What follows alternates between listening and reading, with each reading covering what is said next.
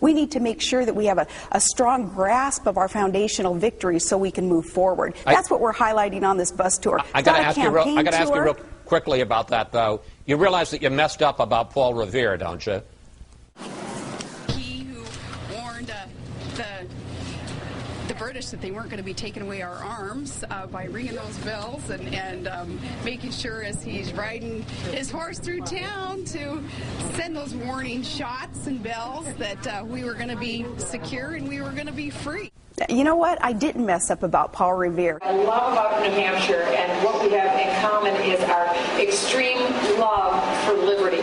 You're the state where the shot was heard around the world at Lexington and Concord. Lexington and Concord, New Hampshire? Well, you know, after that I promised I would never again use President Obama's teleprompter, and I intend to keep that promise. In the rest of the speech, she says, "You've done it very well for almost 20 generations here." Keeping the baton of liberty is what she's referring to. For almost 20 generations from the time of the Pilgrims landed at Plymouth Rock. And I'm sure the very first one came up to New Hampshire and said, "This is where I want to be." Except that was also Massachusetts.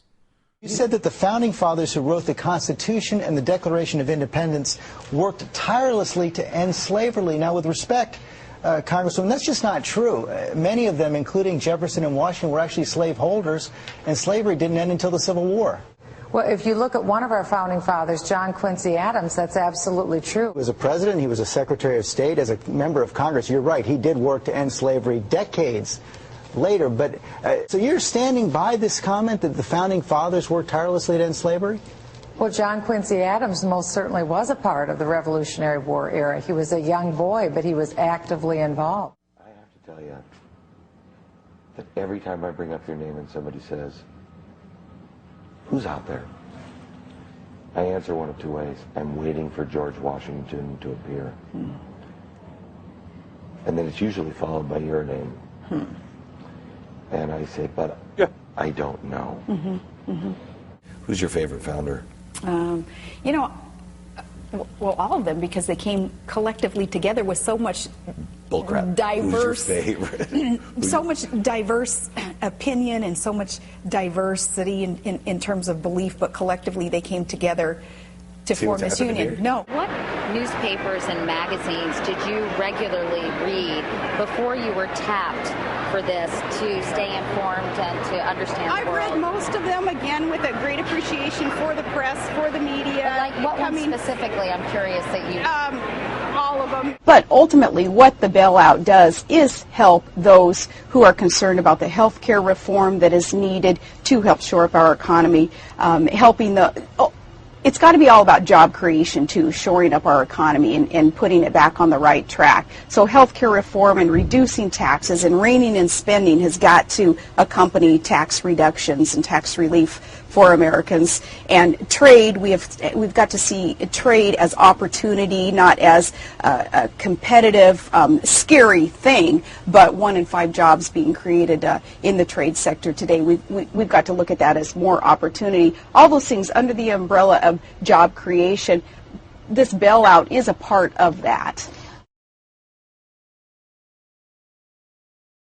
The Sarah Palin in those interviews is a little bit annoyed because it's like, man, no matter what you say, you're going to get clobbered. But in those Katie Couric interviews, I did feel that there were a lot of things that she was missing. This is an off-the-wall question, and I'm telling the audience that it's just something that has occurred to me.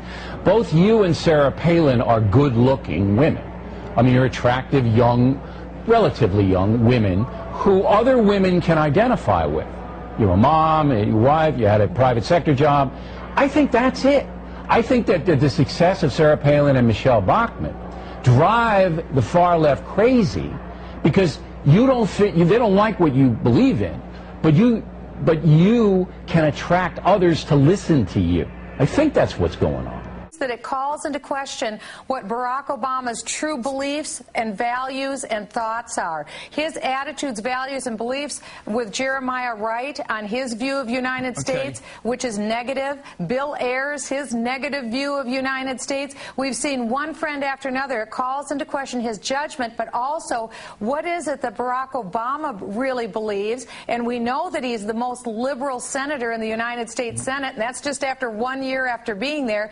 He's the most liberal. Joe Biden is the third most liberal. You've got Harry Reid, who's liberal, Nancy Pelosi, who's liberal. You have a troika of the most leftist, a leftist administration in the history of our country. There is that small, closely knit group of administration Democrats who are now the complete prisoners and under the complete domination of the bureaucratic, communistic Frankenstein which they themselves have created. Yes, I'm focusing on Barack Obama and the people that he's been associated with. But do you suspect that a lot of people you serve with, their anti-American nature? Well, he's a United States Senator from Illinois.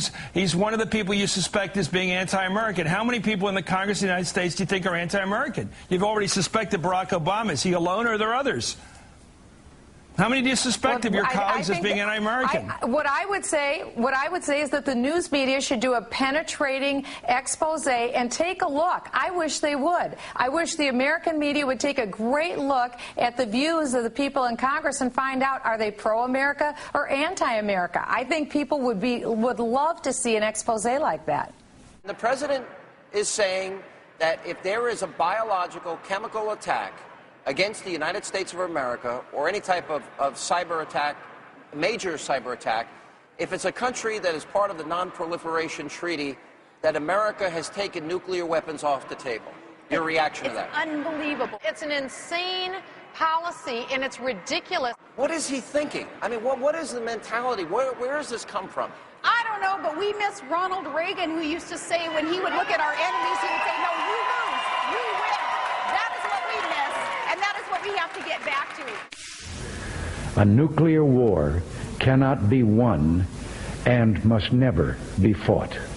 We must never stop at all until we see the day when nuclear arms have been banished from the face of this earth. I don't think that it has been established yet as a fact that global warming is the issue of the day. And I think that at this point, one thing that we need to do is look at the science. It turns out, according to the National Academy of Sciences, 97% of scientific experts agree climate change is very likely caused by human activity. Carbon dioxide is perhaps 3% of the total atmosphere that's in the Earth. So if you take a pie chart and you have all of Earth's atmosphere, carbon dioxide is perhaps 3% of that total.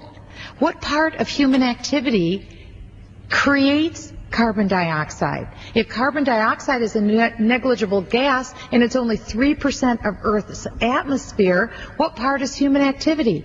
Human activity contributes perhaps 3% of the 3%.